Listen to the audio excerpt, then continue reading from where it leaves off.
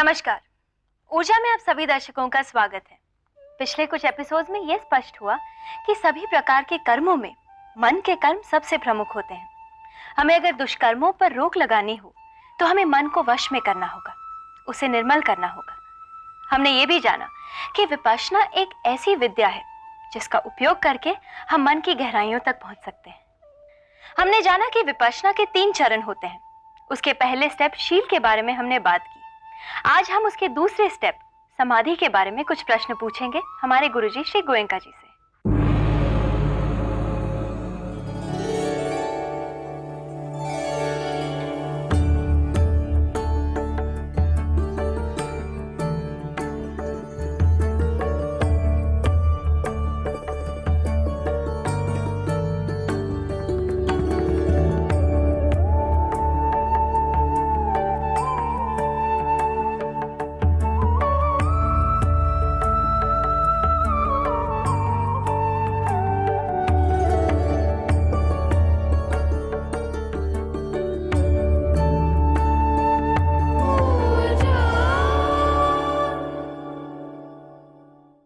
प्रणाम गुरुजी। सुखी हो बेटी। प्रणाम माता जी। गुरुजी, आज हम आपसे धर्म के दूसरे स्टेप समाधि के बारे में कुछ पूछना चाहेंगे। वैसे समाधि ये शब्द सुनकर हमें साधु संतों की याद आ जाती है, आप इस पर क्या कहना चाहेंगे? मुझे भी समाधि शब्द सुन करके याद करके बचपन की कुछ बहुत मधुर स्मृतियां मन में जाग उठती हैं। बर्मा में मांडले में जहाँ हमारा घर था, उसमें एक मंदिर नुमा कमरा था। माताजी कृष्ण की बहुत भक्त थी, तो दीवार पर एक और रवि वर्मा का बहुत सुंदर श्री कृष्ण का चित्र लगा था। पिताजी शिव जी के बहुत भक्त थे। दूसरी ओर उतना ही बड़ा शिव जी का एक चित्र लगा था। वो चित्र मुझे बहुत आकर्षित करता था। पहाड़ों से नदी बह रही है। नदी के तट पर एक चट्टान पर शिवजी बैठे हैं, ध्यान मग्न, समाधिस्थ। उन्हें देखते ही भाव विभोर हो उठता था। अरे, कभी मैं भी इस प्रकार समाधि कर सकूंगा। और ये बोल बार बार मन में उठते थे। कदा निलिम्प निर्झरी, कदा निलिम्प निर्झरी, निकुंज कोटरे वसन, शिवेति मंत्रमुच्चरण, कदा सुखी भवाम्य हम। कभी ऐसा समय आएगा कि मैं भी किसी झरने के पास, किसी एक पुष्पों की कुंज वाटिका के पास शिव का मंत्र का उच्चारण करते हुए ओम नमः शिवाय का उच्चारण करते करते समाधिस्थ हो जाऊंगा और बड़ा सुख प्राप्त होगा। एक आध प्रयत्न किए, लेकिन सही माने में समाधि का अनुभव तब हुआ जब 31 वर्ष की उम्र में गुरुदेव सयाजी उबाखिन के यहाँ पहले 10 दिन का विपश्यना का शिविर लिया। उन्होंने जो समाधि का अभ्यास कराया, तो सोचता तो ये था कि ये तो बुद्ध का रास्ता है, तो ओम नमः शिवाय की जगह जो मुझे इसका मंत्र सिखाएंगे, ओम नमः बुद्धाय, ओम नमः बुद्धाय, ऐसा कुछ नहीं हुआ। फिर बात समझ में आई कि भगवान बुद्ध ने जो शिक्षा दी वो सार्वजनीन, तो ऐसा कोई आलंबन नहीं दिया गया जो कि किसी एक संप्रदाय में बांध ले। संप्रदाय को तोड़ने के लिए उन्होंने धर्म सिखाया। तो इस तरह का कोई आलंबन न दे करके ऐसा आलंबन दिया जो सार्वजनीन है, जो सबका है। एक तो लक्ष्य उसका ये कि उस आलंबन के द्वारा चित्त एकाग्र हो जाए, लेकिन केवल वही नहीं, उससे बड़ा उद्देश्य ये कि वो आलंबन केवल चित्त को एकाग्र ही नहीं करे, बल्कि गहराइयों तक मन की जड़ों तक पहुंच जाए और वहां हमारे विकार जगाने का जो स्वभाव है उसे तोड़ करके चित्त को निर्मल करना शुरू कर दे। तो गुरुजी, ये आलंबन क्या है? चित्त को एकाग्र करने के लिए कोई न कोई आधार चाहिए, उसे हम आलंबन कहें। भगवान बुद्ध ने हमें यह कल्याणकारी आलंबन दिया, हमारा ही अपना साहस, जो सदा हमारे साथ रहता है। सोते जागते, उठते बैठते, चलते फिरते, हर अवस्था में सांस आता है, सांस जाता है। हमने कभी इस ओर ध्यान नहीं दिया। अब हमें सिखाया गया कि सांस की जानकारी आ रहा है तो आ रहा है, जा रहा है तो जा रहा है। बस उसी को आधार बना करके चित्त को एकाग्र करो और उसको देखते देखते देखते जो सच्चाई प्रकट होती चली जाए, उस सच्चाई को देखते जाए।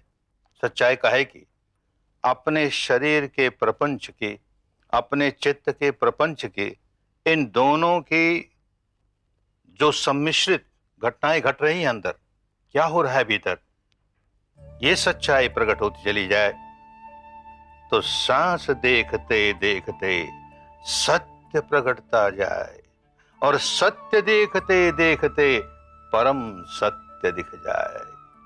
ये जो सांस देखते देखते सत्य का प्रकट होना और सत्य को देखते देखते परम सत्य तक पहुंचना, ये तब होता है जबकि सांस को तटस्थ भाव से देखा जाए। गुरुजी, अभी अभी आपने तटस्थ भाव की बात की। इस बारे में आपसे बातचीत जारी रहेगी, लेकिन एक छोटे से ब्रेक के बाद।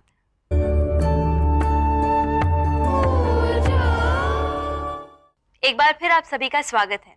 दर्शकों, ऊर्जा में बात चल रही है तटस्थ भाव की। तो गुरुजी, सांस को ध्यान में रखते हुए तटस्थ कैसे रह पाए? पहले समझो बेटी, ये तटस्थ शब्द का अर्थ क्या है। कोई तट पर स्थित है, माने तट पर बैठा है और सामने नदी बह रही है।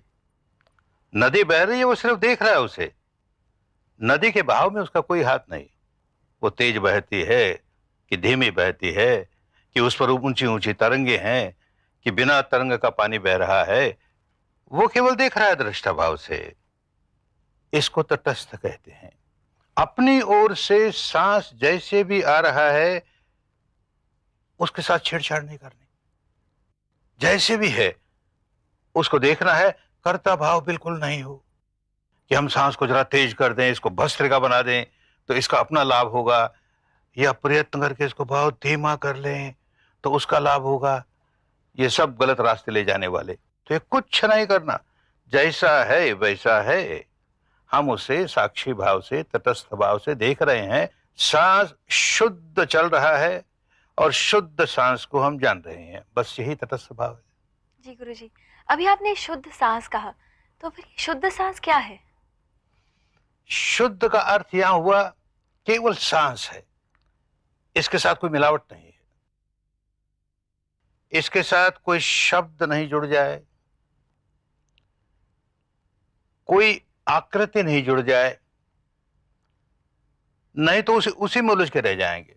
बस केवल सांस जैसा है वैसा है, केवल सांस को जान रहे हैं तो सांस शुद्ध है तो हमको अपने लक्ष्य तक पहुंचा देगा। और अन्यथा हमने कोई भी इसके साथ जोड़ दिया कुछ भी, तो फिर वो प्रमुख हो जाएगा और सांस को भूल जाएंगे। कोई भी शब्द जोड़ दोगे और उसको दोहराते दोहराते दोहराते मन एकदम एकाग्र हो जाएगा। एकाग्र तो हो जाएगा, पर हम जिस लक्ष्य तक पहुंचने के लिए काम कर रहे हैं वो छूट जाएगा। हमारा लक्ष्य है कि सांस को देखते देखते जैसा भी है उसको तटस्थ भाव से जानते जानते जानते स्थूल से सूक्ष्मता की ओर बढ़ते चले जाएंगे और ऐसी अवस्था में पहुंचेंगे जहां मन की जड़ों तक पहुंच गए। वहां से विकार को निकालने का काम करेंगे। ये शरीर का प्रपंच कैसे काम करता है, चित्त का प्रपंच कैसे काम करता है और उसकी वजह से कैसे विकार जागते हैं, और जागते ही नहीं फिर वो बढ़ते रहते हैं, संवर्धन होता है और बढ़ते बढ़ते हमारे सिर पर चढ़ जाते हैं, होश ही नहीं रहता। ये एक बहुत बड़ी कठिनाई है हर व्यक्ति की कि विकार जब सिर पर चढ़ता है तो बहुत समझदार आदमी भी ऐसी गलतियां कर जाता है जो सामान्यतः वो नहीं करता। तो हमें वो स्वभाव बदलना है कि विकार जागे और बढ़ना शुरू कर दे, वहीं हम उसको रोकें। तो वहां तक पहुंचना है। ये काम तभी होगा जबकि एक बात, एक नियम बांध के चले। और इसे ही संतों ने कहा, जो भी इस रास्ते पर चला, कि था पिया न जाई, ओ कीता न होई, आपो आप निरंजन सोई। जो सच्चाई प्रकट हो रही है उस पर कुछ और थोपना नहीं, और कीता न हुई, कुछ क्रिएट नहीं करना। रियलिटी नेचुरल होनी चाहिए। आर्टिफिशियल रियलिटी, क्रिएटेड रियलिटी हमारे काम की नहीं, क्योंकि वो प्रमुख हो जाएगी। और एक दूसरी बात भी, क्योंकि धर्म सबके लिए होता है, ये मार्ग सबके लिए है। हम जैसे कोई शब्द जोड़ेंगे इसमें, तो क्या शब्द जोड़ेंगे? अधिकतर जिसके प्रति हमारी बहुत श्रद्धा है, भक्ति है, किसी देवी के प्रति, किसी देवता के प्रति, किसी ईश्वर के प्रति, किसी ब्रह्म के प्रति, किसी अल्लाह ताला के प्रति, किसी गॉड के प्रति, जिसके प्रति श्रद्धा है उसी का नाम बार बार बार बार दोहराएंगे। तो सार्वजनिक कैसे होगा? अगर कोई कहे कि आप सांस को भी देखते जाओ और साथ साथ, क्योंकि ये बुद्ध की शिक्षा है, तो साथ साथ ये शब्द भी उच्चारण करो, बुद्ध बुद्ध बुद्ध बुद्ध, तो कहेगा काय बुद्ध बुद्ध? हम कहेंगे राम राम राम। और राम राम कहे तो कोई कहे काय राम राम? हम तो कहेंगे अल्लाह अल्लाह। तो सार्वजनिक बात नहीं हुई, सबकी बात नहीं हुई। सारे रास्ते, जो सच्चाई प्रकट हुई जैसी है वैसी है, उस पर कुछ आरोपण नहीं करेंगे, तो हम ठीक रास्ते चलते हुए अपने लक्ष्य तक पहुंच जाएंगे। जी गुरुजी, गुरुजी आपने बहुत ही अच्छी तरीके से समझाया कि कैसे मन को एकाग्र करना चाहिए। इसी विषय पर बातचीत जारी रहेगी। मिलते हैं एक छोटे से ब्रेक के बाद।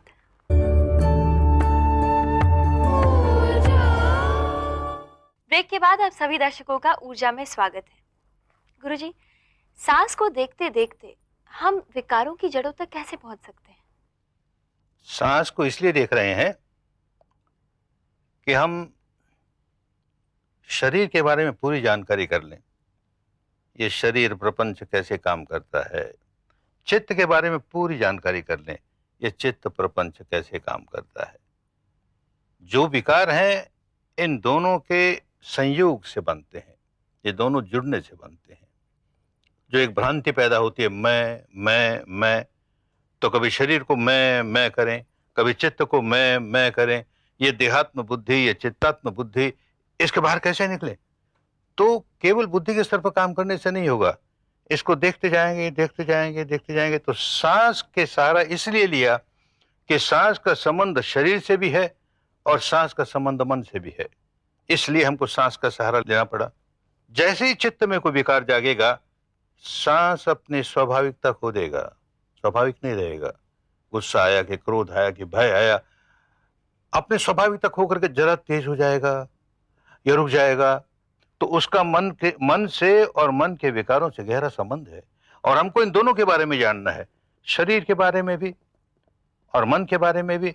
तो ये सांस जब इन दोनों से जुड़ा हुआ है, इसके सारे सारे सारे हम स्थूल से सूक्ष्मता की ओर बढ़ते हुए मन के गहराइयों तक जा पहुंचेंगे, जहां विकारों का जन्म होता है, जहां विकारों को बढ़ावा मिलता है और बढ़ते बढ़ते हमारे सिर पर सवार हो जाते हैं। इसलिए सांस का सहारा लिया गया। तो गुरुजी, क्या इस तरह से हमें इन विकारों से मुक्ति मिल जाएगी? अवश्य मिल जाएगी बेटी। हम काम क्या कर रहे हैं कि सांस को जानते जानते तटस्थ भाव कायम है। न सांस के प्रति राग जगाते हैं, न सांस के प्रति द्वेष जगाते हैं। आ रहा है तो आ रहा है, जा रहा है तो जा रहा है, और आगे का चिंतन नहीं, पीछे का याद नहीं, कुछ भी। इस क्षण जो हुआ, इस क्षण जो सच्चाई प्रकट हुई, हमने उसे स्वीकार किया। अगला क्षण जैसे ये क्षण बना जो सच्चाई प्रकट हुई, हमने स्वीकार किया। यूं क्षण प्रतिक्षण सच्चाई के सारे सारे सारे चलेंगे। तो सच्चाई के सारे चले और तटस्थ भाव से चले तो विकार जागे ही नहीं, तो अपने आप विकारों से मुक्ति होती चली जाएगी। जी गुरुजी, गुरुजी आपकी ये बात बहुत अच्छी तरह से समझ में आई। गुरुजी, आपने कहा कि बचपन में आप श्री कृष्ण जी के भक्त रह चुके हैं। जरूर। तो अभी अभी सबने जन्माष्टमी मनाई है, इस अवसर पर आप उन्हें कुछ संदेश देना चाहेंगे? जो कृष्ण के भक्त हैं उनको भक्ति भाव सोच समझ के करनी चाहिए। ऐसी भक्ति जैसा कृष्ण चाहते हैं, ऐसा भक्त उन्हें प्रिय है। कैसा भक्त प्रिय है? अनपेक्ष है, शुचिर दक्ष है, उदासीनो गतव्यथः, सर्वारंभ परित्यागी, यो मद भक्त समे प्रिय। ऐसा भक्त मुझे प्रिय है। तो कैसा भक्त? अनपेक्ष है, जिसकी सारी अपेक्षाएं समाप्त हो गई। शुचि, शुद्ध, चित्त नितांत निर्मल होना चाहिए। और दक्ष, इस निर्मलता की क्रिया में दक्ष हो, मैल आने न दे, आए तो तुरंत निकाल दे। तो वो शुचि दक्ष है। उदासीन हो, कैसे होता है कि वो समता में रहता है, और जब समता में रहता है तो गत व्यथ है, सारे दुख अपने आप दूर हो जाते हैं। मन बड़ा प्रसन्न रहता है, दुखों से मुक्त हो जाता है। क्यों? क्योंकि सर्वारंभ परित्यागी, आरंभ होने नहीं देता। क्या आरंभ नहीं होने देता?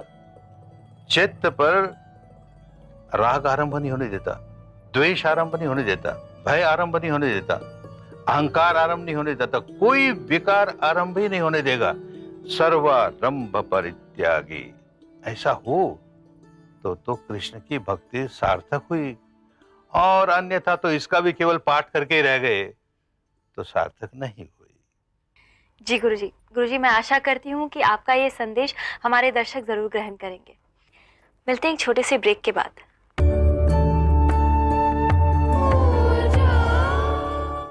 एक बार फिर आप सबका स्वागत है ऊर्जा में। दर्शकों, हमारे इस प्रोग्राम का सेक्शन आप ही के प्रश्नों पर आधारित है। तो गुरुजी, पहला प्रश्न पूछ रहे हैं योगेश जी राजस्थान से। वो पूछते हैं कि गुरुजी, मैं जैन हूँ, भगवान महावीर की बड़ी श्रद्धा से पूजा करता हूँ।